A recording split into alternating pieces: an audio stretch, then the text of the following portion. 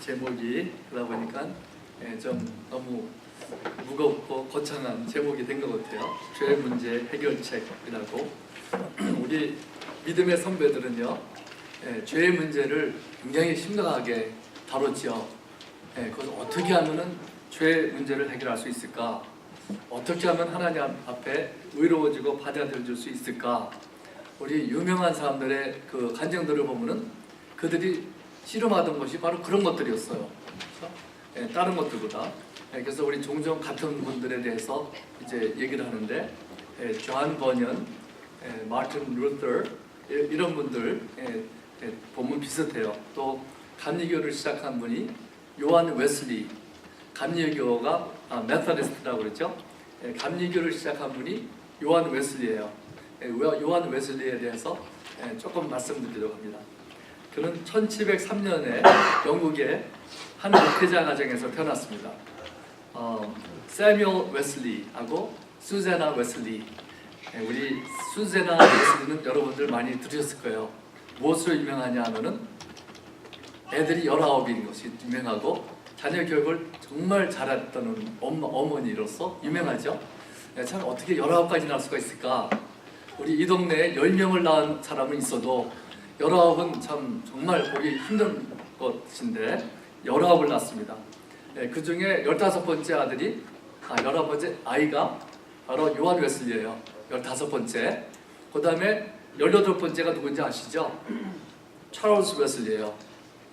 참 그 19이나 될 때 하나하나가 가치가 별로 없게 보일 수 있겠어요. 수두룩하게 콕 다니니까. 그런데 그 한 명 한 명이 그렇게 참 많은 하나님께 쓰임받았다는 것을 볼 때 참 한 사람 한 사람이 얼마나 귀한지 알 수가 있습니다. 특별히 또 말씀을 전하는 이런 존 웨슬리뿐만 아니라 찰스 웨슬리는 그런 거는 별로 안 했지만 뭐로 유명한지 아시죠? 찬송가로 유명한데 찬송가를 얼마나 많이 지었는지 7,000개인가 8,000개인가 된다는 것 같아요. 우리가 아는 찬송가는 몇 개가 되는지 아세요? 16개. 우리 찬송가 16개가 되거든요. 우리 2세들은 참 찬송을 별로 안 불러가지고 잘 모르는데 그래서 아쉽지만요. 우리들이 찬송가를 여러 개 하는데 그 중에 대표적인 것은 164장 예수 부활했으니 할렐루야, 그것도 그분이 지은 것이고 280장 천부여 의지 없어서 아시죠? 비바람이 칠 때와 웬일인가 내 형제여 이 찬송가 있고 더 있습니다. 그러나 그만 해야겠고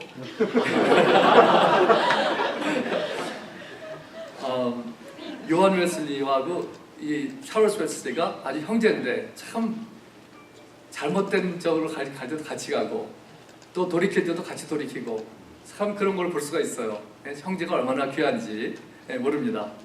근데 요한 웨슬리가 형인데 그들이 이제 그가 책을 여러 가지 좋아했는데 그 중에 하나가 좋아했던 책이 뭐냐면 Imitation of Christ라고 해요. Imitation of Christ by 캠피스라고 하는 분이 졌죠. 그리스도를 본받아라고 하는 책입니다. 그 책은 루터의 종교개혁 1세기 전에 살았던 수도사가 들어올 때마다 그 지침서를 주는데 그것이 바로 그 책이었다고 합니다. 그래서 기독교의 교리를 담는 책이 아니라 경건 생활에 대한 지침서라고 하는 것입니다. 여러분도 한번 읽어보신 분들 많으실 거예요. 웨슬리는 이러한 책들, 아주 한 가지의 한 예를 들어 한 책이지만 이러한 책들을 통해서 진실한 종교란 마음에 자리 잡는 것이고 하나님의 율법이 우리의 모든 생각뿐 아니라 모든 말과 행동에까지 미친다는 것을 알게 되었고 그래서 철저한 우리 기독교 생활을 하는 그런 그룹을 만들었습니다. 그 대학교에 이제 옥스퍼드 대학교를 다녔는데 그런 클럽을 만들었대요. 그것을 가르쳐서 홀리 클럽이라고 하는 안 좋아하는 사람들이 만든 별명이 홀리 클럽이라고 합니다. 그때 정식 이름은 이제 소사이티라고 했는데 그 찰스가 그 그룹을 시작해가지고 이제 학생들이 어떻게 하면 경건하게 하나님 앞에서 삶을 살고 결단을 해가지고 아주 철저하게 신앙생활을 하는 그런 그룹을 만들었는데 일주일에 한 번씩 모여가지고 성찬식을 거행하고 매일매일 기도 생활을 하고 정기적으로 감옥에 가서 사람들을 방문하고 그뿐 아니라 매일매일 하루도 안 빠지고 저녁마다 하루에 3시간씩 성경 공부를 했다고 합니다. 대학교도 참 폴드에 못지않은 대학교 다녔는데 하루에 3시간씩 참 상상이 안 가죠? 3시간씩을 성경 공부를 했다는 것입니다. 그래서 그들은 그렇게 거룩한 삶을 살기 위해서 규칙을 만들어가지고 철저하게 이제 삶을 살려고 노력했습니다. 그래서 그들을 가리켜서 뭐라 하냐면 메서디스트라 그러죠. 메서디스트. 지금도 감리교 앞에 지나가면은 그 교회 이름이 유나이티드 메서디스트, 퍼스트 메서디스트 이렇게 메서디스트가 이름인데 왜 그런가 하면은 메서드는 방법이죠. 그런 철저한 규칙을 통해서 이렇게 경건한 생활을 하는 것이라고 아마 그렇게 진 것 같아요. 그런데 이제 이런 말씀을 드리지만 초점은 어디에 있냐면은 어떻게 하면은 정말 올바른 생활을 할 수 있을까? 죄 문제를 해결할 수 있을까? 이것이 문제인데요. 그런 걸 마음에 두고 한번 생각해 보시기 바랍니다. 그래서 그들이 요한 웨슬리하고 동생 찰월스는 이제 1735년 웨슬리가 그 형이 32살 되었을 때 이제 미국 조지아주에 인디안들을 대상으로 선교사로 나가게 됐습니다. 참 옛날에는 폭풍을 만나가지고 우리 찬양팀에서도 폭풍 얘기하셨는데 폭풍 만나면서 하나님 만난 사람들이 많아요. 여기서 이제 거기서 만난 건 아니지만은 바다를 가다가 이제 큰 폭풍을 만나게 되는데 요한 웨슬리는 자기가 두려워가지고 참 죽음을 두려워하는 것을 발견했습니다. 그러나 옆에 보니까 모래비안 사람들을 보니까는 그들은 같은 배 탔는데 같은 폭풍을 만났는데도 마음이 평안하고 편안하게 있는 것을 보면서 큰 도전을 받게 되었습니다. 그때부터 이 요한 웨슬리하고 찰스 웨슬리는 이 모래비안 성도들의 신앙에 대해서 큰 관심을 갖게 되었다고 합니다. 그래서 조지아에 가서도 선교를 하긴 했지만은 다른 건 말씀 안 드리고 몇 년 있다가 실패하고서는 영국으로 돌아왔어요. 돌아왔는데 많은 이제 갈등이 생겼습니다. 그러면서 요한 웨슬리가 한 말이 나는 미국에 있는 인디안들을 구원하려고 갔지만 나의 영혼은 누가 구원할까? 성례사로 영혼을 구원하러 갔지만은 나는 구원 못 받은 사람이라는 것이죠. 그래서 신앙의 싸움을 하다가 마음의 싸움을 하다가 피럴 오울레라고 하는 목사님을 만났습니다. 그래서 그 피럴이라는 목사님이 이제 그에게서 배운 것은 몇 가지가 되겠지만은 바로 이 신앙이라는 것은 이렇게 행함으로가 아니라 철저한 못을 따름이 아니라 바로 믿음으로 그리스도를 신뢰하는 것이다. 단순히 서머리를 말하면 그런 것을 가르쳐줬다고 합니다. 그래서 믿음이라는 것은 내 노력으로 힘써서 그리스도를 본받는 것이 아니라 그리스도 안에 내 자신을 맡겨 사는 것이다 하는 것을 배우면서 도전을 받게 되었습니다. 그리고 그 후에 약 한 달 정도 후에 1738년 5월 14일에 요한 웨슬리는 그 런던 올더게이트 스트리트라는 곳에서 이제 은혜를 받게 됩니다.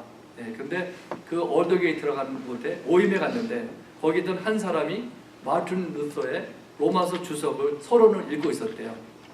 근데 그 사람은 그리스도를 믿는 믿음을 통해서 하나님께서 마음의 변화를 일으키신다는 역사하신다는 것을 설명하고 있었습니다. 그런데 바로 그것을 들으면서 그를 깊게 주의 깊게 듣고 있던 웨슬리는 들으면서 그 진리를 들으면서 마음이 뜨거워지는 것을 경험했다고 했습니다. 그래서 그 요한 웨슬리는 그때 경험한 것을 이렇게 말했습니다. 나는 구원을 받기 위하여 그리스도를 오직 그리스도만을 믿는다고 느꼈다. 뿐만 아니라 주께서 내 모든 죄를 씻으시고 나를 죄와 사람의 법에서 구원하셨다는 확신이 생겼다. 이렇게 얘기했습니다. 거기서 보면은 나는 구원을 받기 위해서 오직 그리스도만이 필요하다는 것을, 오직 그리스도만이 나를 구원한다는 것을 아마 깨달았던 것 같아요. 그래서 그 믿음으로 산다는 것을 그때 이제 다시 한번 새롭게 체험하였습니다. 다시 말하면은 이제 그 전에는 그리스도를 본받는 삶을 살려고 했지만은 그러나 모래비안 사람들을 만나면서 그의 신앙이 다시 흔들리게 되면서 오직 의인은 믿음으로 산다는 진리를 깨닫게 되면서 그의 신앙에 큰 변화가 왔고 그 메시지에 변화가 왔고 감리교가 시작되고 또 동생 찰로스는 또 찬송가를 또 거기에 가사를 또 거기에 들어가 그런 찬송을 많이 짓게 되었던 것입니다. 그래서 거룩하게 사는 삶을 사는 것 중요하지 않다는 것이 아니라 매우 중요한 것입니다. 그러나 우리가 거룩하게 사는 것이 그냥 이렇게 노력만 해서 철저하게 살아서 되는 것이 아니라 바로 그 원동력은 믿음으로 인해서 믿음으로 우리가 되는 것이고 바로 우리가 예수님이 우리의 구원자가 되신다는 예수님만이 나를 구원해 주신다는 것을 믿고 받아들이게 될 때 그분을 모시고 살 때 변화가 원동력이 생기고 믿음으로 능력이 생긴다는 것입니다. 그래서 우리 예수님께서 내 안에 계시게 되면 예수님께서 내 주인이 되시게 되면 자동적으로 내가 죄를 미워하게 되고 하나님을 사랑하게 되고 거룩한 삶을 추구하게 되고 성경 말씀을 즐거워하게 되고 기도하고 싶은 생각이 들고 겸손한 마음이 생기기도 하고 온유한 마음, 불쌍히 여기는 마음이 생기는 것입니다. 그러므로 우리는 의로운 사람이 돼야지만 천국에 들어갑니다. 그런데 내가 거룩해지려고 애쓰는 것이 아니라 노력한다고 되는 것이 아니라 우리가 믿음으로 되는 것입니다. 예수님을 믿음으로. 얼마나 노력을 하고 애를 써야 할까요? 얼마나 악한 생각을 안 해야 의로워져서 천국을 들어갈 수가 있을까요? 그래서 우리 오래전에 믿음의 선배들은 이 죄 문제를 어떻게 해결될 것인가, 죄 문제로 씨름을 하고 거룩한 삶을 살아보려고 애를 썼던 사람들입니다. 그래서 이런 것들이 잘못된 노력을 했음에도 불구하고 제가 볼 때는 그런 사람들의 이런 바이블을 읽어보면요, 참 씨름한다는 것 자체가 그렇게 막 심각하게 매달리고 노력한다는 것 자체가 하나님께서 귀하게 보시는 것 같아요. 그래서 그들이 나중에 이렇게 되는 게 아니구나, 이렇게 하는 게 아니구나 하고 깨달을 때 포기하고 예수님을 의지할 때 하나님께서 그들을 더 귀하게 쓰시는 것을 볼 수가 있습니다. 그래서 정말 많은 사람들이 존 버니언, 마틴 루터 대표적인 사람들인데 그런 사람들을 보면은 어떻게 하면 올바로 살 수 있을까, 이 죄 문제를 해결할 수 있을까, 이런 데 관심들이 많은 가졌던 사람들입니다. 그러나 문제는 우리 인간이 어떻게 죄를 안 지을 수가 있을까요? 하는 문제인데 여러분 전에도 종종 말씀드리지만은 죄라는 것이요, 영어로 sin이죠. sin하고 sins하고 차이점을 아세요? sins는 죄들이죠. 죄들, 지은 죄들, 내가 거짓말하는 거, 도둑질하는 거, 이런 죄들을 말하는데 sin이라는 건 어떻게 다르냐? 그거는 근본적인 문제를 말하고 있습니다. sin, 내 죄 뿌리된 문제, sin을 말하고 있죠. 그래서 sin들 그러면은 sins, 죄들 하면은 그러니까 내 지은 죄들을 말하는데 그거는 무엇과 같으냐면 내가 감기가 걸렸는데 증세라고 말할 수 있어요. 내가 속이 악하기 때문에 거짓말을 한 거고 속이 악하기 때문에 시기하는 것이고 그러나 그거를 용서 안 받았다 그래가지고 내가 근본적으로 해결되는 게 아닙니다. 죄 문제가. 그래서 로마서를 보면은 1장부터 5장 한 11절까지는 sins, 죄들 문제를 다루고 있습니다. 우리가 지은 죄들에 대해서 말하고 있죠. 그러나 오늘 말씀 읽은 5장 12절 정도부터는 singular sin에 대한 문제가 다뤄지고 있어요. 그거는 근본적인 죄 문제에 대해서 다루고 있는 것입니다. 그래서 죄들을 용서받아도 근본적인 이 죄 문제는 해결된 게 아닙니다. 그렇죠? 감기가 들렸는데 콧물 흘리고 기침하고 재채기하고 열이 나고 이런 것들이 약을 먹어가지고 해결된다 그래가지고 그 병이 해결되지 않잖아요. 그런 거 없어진다고 해서 문제가 해결되는 건 아니에요. 그와 마찬가지로 나 거짓말했습니다. 거짓말 용서해 주시죠. 그렇다고 내 죄 문제가 해결되나요? 안 되죠. 거짓말한 게 모르는 것도 있고 그다음에 도둑질한 것도 있고 시기한 거 있고 여러 가지 계속 많습니다. 그래서 죄를 용서해 주십시오. 용서해 주셔도 죄의 근본적인 문제는 해결이 안 되는 것입니다. 그렇기 때문에 죄의 근성, 본질적인 그 sin principle이라고 영어로 할 수 있는데요. 그래서 더 죄들을 용서받는 건 중요하지만 그러나 더 근본적으로 중요한 시급한 문제는 죄의 뿌리가 해결돼야 되는 것입니다. 네, 그래서 마틴 루터가 자주 잠깐 말씀드리면 그가 예를 들면 음란한 문제 때문에 자신을 죄를 해결하려고 막 자신을 고통을 줘요. 괴롭히고 그러는데 또 그 다음 날에 또 문제도 있고 또 다른 문제가 있고 그러니까 계속 이게 해결이 안 되는 것을 보게 되었습니다. 그래서 죄 문제를 죄를 많이 져서 문제도 되지만 그것이 근본적인 문제가 아니라 내가 죄인된 내가 그 근본적으로 문제가 되는 것입니다. 그래서 근본적인 문제는 내 안에 악한 뿌리가 있다는 것이 문제죠.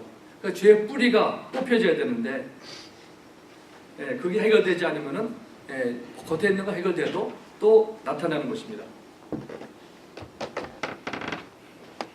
또 제가 개인적인 얘기인데 전에도 말씀드리긴 했는데 제가 23살 때 대학교를 졸업하고 이제 신학교를 가려고 마음 먹었을 때 내가 이거 하겠나 목회자 도저히 못할 것 같아서 제가 기도를 갔거든요. 금식기도를 해가지고 그냥 하나님하고 그냥 단판을 이제 쌓아가지고 어떻게 해결해야 되겠다. 그래가지고서는 금식기도로 들어갔어요. 그래가지고 내가 죽든지 살든지 하나님께 어떻게 단판을 져가지고 능력을 많이 주시든지 그렇지 않으면 못하겠다 생각하고서는 금식기도를 한 형제와 같이 갔거든요. 근데 금식기도를 3일 했는데 속이 막 아픈 거예요.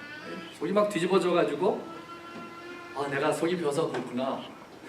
그래서 가져간 또 준비를 잘하기 때문에 제가 수급을 또 한 잔 가져가서 수급을 막 따가지고 먹었어요. 먹었는데 낫지 않더라고요. 그래가지고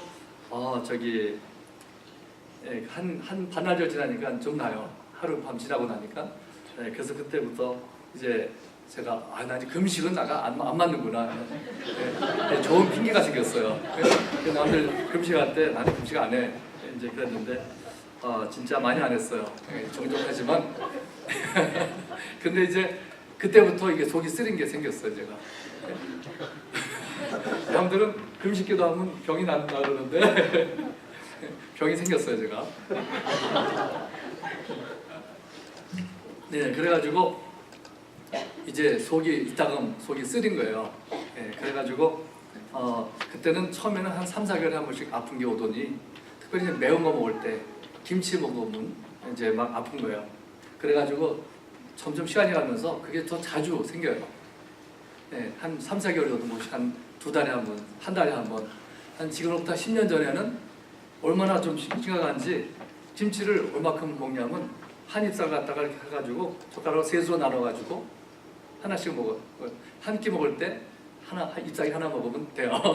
더 이상 먹으면 이제 속이 쓰려가지고 그렇습니다. 그런데 월마트에 가서 엔타이 애시드를 사 먹으면은 괜찮아요. 펩시드라는 거 제가 제일 효과가 많았는데 속이 쓰릴 때 그거만 먹으면은 이제 해결됩니다. 그래서 큰 문제가 없어요. 그런데 하루는 한 지금부터 10년 전에 제가 월마트에 속이 쓰려서 갔어요. 약을 사러.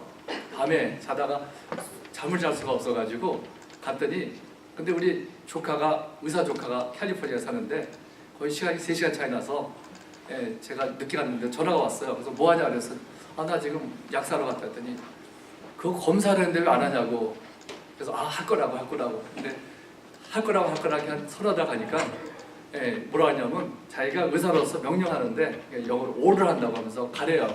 그래서 그 다음에 갔어요. 가서 피 검사를 하니까는 헬리코백터가 있는 거죠. 헬리코백터. 그래서는 약을 줘줬어요.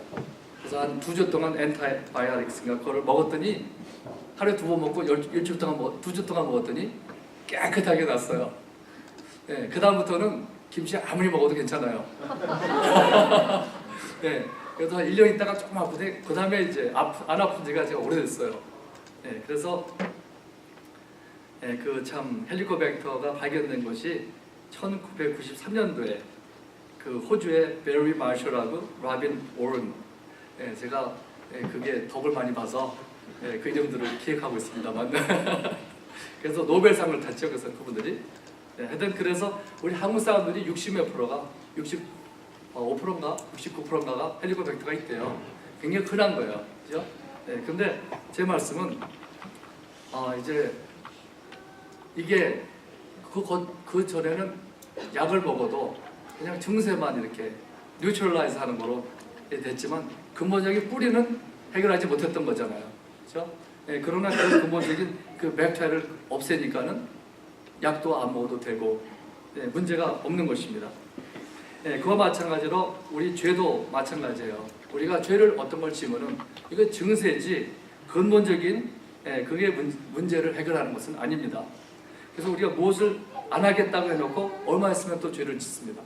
또 이제 새해가 오지만은 내가 성경을 몇 번 읽겠습니다. 하지만 또 못하고 성경 안 읽는 게 죄라고 하기는 그렇지만 우리 죄를 안 짓겠다고 하고 또 죄를 짓게 되고 계속해서 돌아가고 또 돌아가는 것입니다. 그러다 보면은 한참 겪다 보면은 이것은 이 죄들 문제가 아니라 죄 문제구나 이런 것을 또 해결하게 되죠. 깨닫게 되는 것입니다. 그래서 많은 기독교인들이 그런 것 같아요. 어느 학생이 기도하기를 하나님 저는 어제 거짓말을 했습니다. 용서해 주세요. 며칠 있다가 또 거짓말을 하고 친구들한테 과장을 합니다. 한 학생이 진짜 이제 그런 걸 씨름하고 있는 학생이 있었는데 그 목사님한테 갔다고 합니다. 그래서 굉장히 괴로워가지고 그래서 목사님한테 목사님 저는 겉으로는 얌전한 학생처럼 보이지만 사실은 정말 악한 사람입니다. 어떻게 해야 죄가 용서됩니까? 그러니까 목사님이 죄를 회개합니다. 그래요. 그래서 이제 집에 가서 죄를 회개했대요. 죄를 회개했는데 그런 후에도 문제가 해결이 안 되는 것 같습니다. 그래서 다시 찾아갔습니다. 답답해서 목사님 회개도 안 되는데요. 어떻게 합니까? 그러니까 목사님이 회개 열매를 맺어야 합니다. 회개 열매를 어떻게 맺어야 합니까?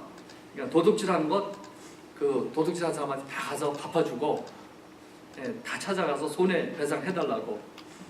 그러니까 이 사람이 학생이 고민이 생겼습니다. 도둑질을 한 곳이 한 군데가 아니기 때문에 그 수년 동안 그걸 어떻게 다 찾아갈까?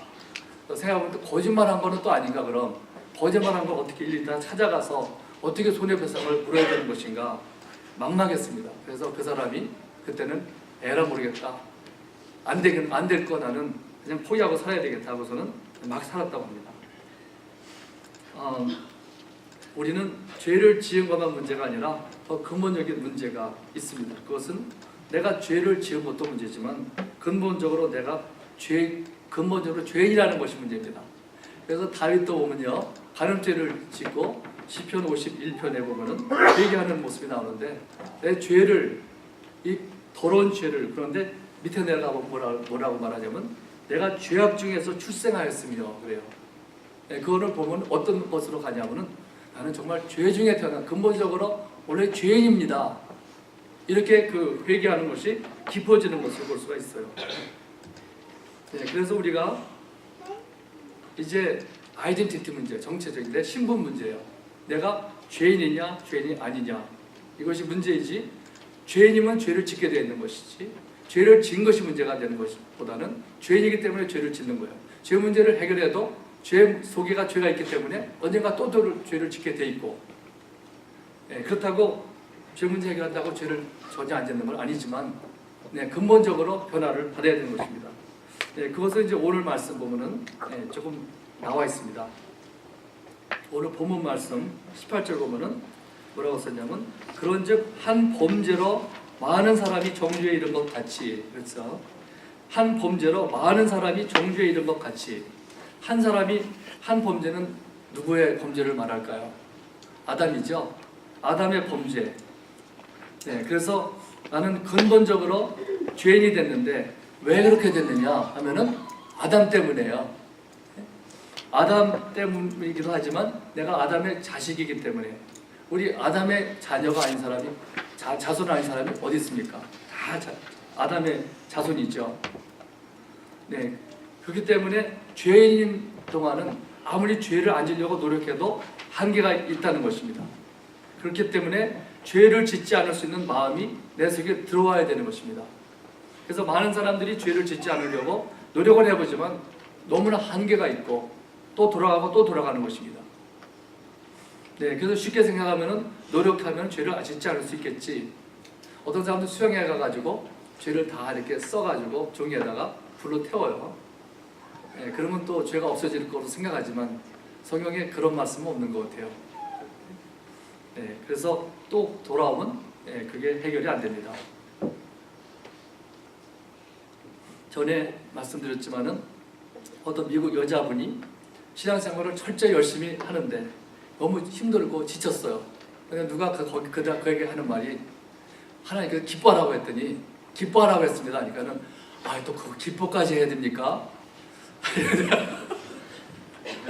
저 기뻐하는 게 참 좋은데 저 그 말 듣고 한참 웃었어요. 기뻐까지 해야 합니까? 그것도 짐이 되는 거예요. 그렇죠? 그래서 우리가 어떻게 죄인이 되었는지 알면 또 어떻게 의인이 되는 건지 알 수가 있죠.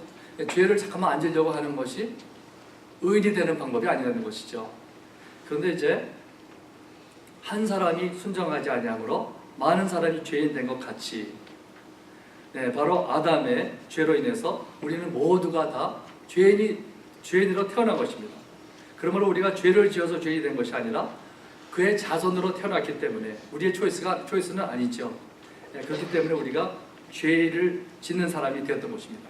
죄인으로 태어났기 때문에 죄를 짓는 사람이 된 거예요. 근데 같은 구절 후반절을 보면은 그와 같이 한 의로운 행위로 말미암아 많은 사람이 의롭다 하심을 받아 생명에 이르렀느니라. 18절이나 19절이 똑같아요. 거의 어떤 거 이거랑 상관없어요. 거진 그와 같이 한 의로운 행위로 말미암아 많은 사람이 의롭다 하심을 받아 생명에 이르렀느니라. 그러니까 아담의 자손으로 태어나서 죄인이 되었으면 그러면 어떻게 우리가 의인이 될 수가 있느냐? 바로 한 의로운 행위로 말미암아 바로 한 의로운 행위라는 것은 예수님의 삶을 통해서 예수님의 죽음을 통해서 우리 많은 사람이 무조건 다 되는 건 아니에요. 그러나 받아들인 사람, 예수님을 받아들인 사람이 의롭다 하심을 받아 생명에 이른다고 말씀하고 있습니다. 이것이 좀 설명이 좀 필요하긴 하지만은 어떻게 그렇게 될 수가 있을까? 이야기가 좀 어렵고 공평하지 않은 것 같이 보일 수 있습니다. 그러나 아담은 여러분과 저의 조상이고 할아버지입니다. 그가 좋고 나쁘건 우리의 할아버지 중에 할아버지예요. 근데 성경은 그가 죄를 지었을 때 여러분과 제가 죄를 지었다고 말하고 있습니다. 어떻게 그럴 수가 있을까요? 우리 만약에 여러분의 할아버지가 3살밖에 안 됐을 때 병으로 돌아가셨다면 그렇다면 여러분이 존재하셨을까요? 존재 못하시죠. 아담이 3살에 죽었다, 할아버지가 3살에 돌아가셨다면 그러면 여러분이 그때 돌아가신 거나 마찬가지예요. 그때부터 존재하는 게 끊어지기 때문에. 그렇죠? 또 하나님께서 아담에게 내가 선악과를 따먹는 날에는 정녕 죽으리라 말씀하셨죠. 근데 선악과를 따먹었을 때 죽었습니까? 안 죽고 계속 살았죠. 그럼 무슨 말일까요? 하나님 말씀이 틀릴까요? 그런 건 아니고 그의 영혼이 죽는 것이고 하나님과 거리가 멀어지는 것입니다. 육체는 안 죽었지만 그의 영은 죽었고 하나님과 관계는 끊어졌던 것입니다. 그런데 그때 아담과 하와만 죽은 것이 아닙니다. 그때 여러분과 제가 죽은 거예요. 영적으로 죽었다고 말하는 것입니다. 바로 여러분과 제가 그때 죄인이 되었던 것입니다. 수천 년 전이지만 그래서 그때 죄인이 되었는데 그와 마찬가지로 그와 똑같은 방법으로 한 사람의 순종하심으로 말미암아 많은 사람이 의롭다 하심을 받아 생명에 이르렀느니라. 그 때문에 그것은 죄 문제를 어떻게 해결하는 것입니까? 우리가 죄인이 아니라 의인이 되는 그런 정체가 신분이 바뀌어야 되는 것입니다. 바로 예수님의 의로운 행위로 말미암아 많은 사람이 의롭다 하심을 받아 생명에 이르렀느니라. 어떻게 이해가 할 수 있을까요? 이것은 우리가 죄를 얼마큼 잘 노력해서 안 짓는 것이 문제가 아니라 누구에게 속았느냐, 그것이 중요한 것입니다. 우리 이스라엘을 대표하던 청년 다윗이 블레셋 사람들을 대표하던 골리앗을 이겼을 때 다윗만 이긴 것이 아니라 그 승리는 이스라엘 온 국민의 승리였습니다. 그러니까 이스라엘 대표자가 다윗이었잖아요. 블레셋 대표자는 골리앗이고, 골리앗이 뭐라 했냐면은 나는 우리나라를 대표해서 나왔다. 너희 나라 군대 대표자를 보내라. 가지고 싸워서 이긴 사람은 승리하는 것이고 그랬죠. 그렇기 때문에 바로 이치가 그렇습니다. 그와 같이 우리가 아담이 죄를 지었을 때 우리는 인류의 대표자는 아담의 덕분으로 말미암아 우리가 그와 함께 죽고 또 죄인이 되었습니다. 그래서 예수님께서도 인류를 대표하시기 위해서 사람으로 태어나셨던 것이고 그래서 우리 대신 죄가 되셔서 십자가에서 죽으셨던 것입니다. 그리고 그를 믿고 받아들이는 사람마다 영생을 얻는다고 했고, 그것은 왜 받느냐 하면은 그리스도 안에 속하기 때문에, 그리스도 안에 있기 때문에 그랬던 것입니다. 그러므로 우리가 할 것은 나에게는 의인으로 의인까지 도달할 수 있는 의가 없다는 것을 인정해야 하는 것입니다. 근데 죄를 많이 지은 사람들은 세상에서 오히려 쉬워요, 좀. 그죠? 그냥 마약하고 막 갱에 들어갔고 막 성적으로 물러나는 사람들은 나야 뭐 가능성이 있겠습니까? 나는 정말 죄인입니다. 근데 오히려 이제 아주 빤듯하게 산 사람들, 이런 사람들이 좀 어려워요, 더. 왜냐하면 내가 의가 어느 정도 있기 때문에. 그래서 나는 당신이 죄인입니까? 그러면 나는 죄인이긴 죄인인데 나는 그래도 품행이 괜찮은 죄인입니다. 나는 죄인이지만은 보통 죄인보다는 괜찮아요. 이렇게 말해요. 나는 죄인이지만 착한 죄인입니다. 착한 죄인이 또 있어요. 그러다 보면은 어떤 사람처럼 되냐면은 자꾸만 똑같은 사람 얘기하는데 바리새인 성서에 들어간 그 사람처럼 나는 이거 했습니다. 이거 했습니다. 저 사람보다는 다릅니다. 그러다 보면은 예수님이 필요치 않은 것입니다. 그러나 성경에는 의인은 없나니 하나도 없다 그랬습니다. 그러니까 내 의를 갖고 의롭게 되신 사람은 세상에 아무리 찾아봐도 한 사람도 없다는 거예요. 그래서 우리는 나에게는 내가 좀 착할지 모르지만, 양심이 좀 있을지 모르지만, 매너가 좀 괜찮을지도 모르지만, 또 지식도 있을지 모르지만은 나로서는 절대로 안 된다는 것을 알고 또 인정해야 되는 것이고, 바로 예수님 밖에는 나를 구원할 분은 없다는 것을 알고 받아들여야 되는 것입니다. 그래서 아담 안에 있으면은 죄인이지만 예수 그리스도 안에 있으면은 의인이 된다는 사실을 우리가 받아들이고, 그분을 받아들일 때, 믿을 때 우리는 예수 그리스도 안에 있고 또 의인이 되는 것입니다. 다 같이 기도하겠습니다.